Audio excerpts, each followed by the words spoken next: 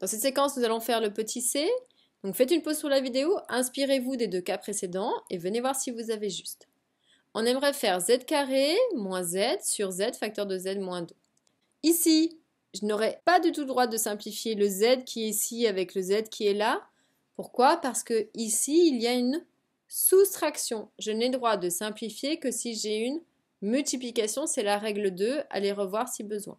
Donc ça veut dire que mon numérateur, il faut que je le transforme. Il faut que je transforme cette différence en un produit. Ça veut dire qu'on va essayer de factoriser si on peut.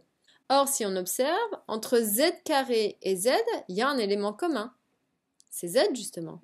Pourquoi? Parce que z carré, c'est z fois z moins z. Donc je vais pouvoir le souligner cet élément z. Si je le souligne, par exemple j'en prends un des deux, lui, et je vais prendre aussi lui. Donc je vais pouvoir le mettre en facteur de tout ce qui reste, sachant que je lis de la gauche vers la droite, je recopie tout ce qui n'est pas souligné. Donc déjà j'ai z, ensuite on a le signe moins, et attention ici c'est pas 0. Parce que si je prends le z ici, il m'en reste 1. En fait c'est 1 fois z qui donne z. Donc ça veut dire que ici j'ai moins 1.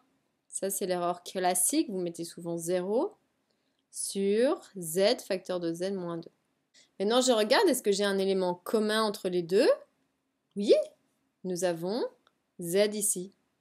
Et comme nous avons bien une multiplication ici, eh bien on a le droit de simplifier par z et je recopie tout ce qui n'a pas été barré, c'est-à-dire z-1 sur z-2.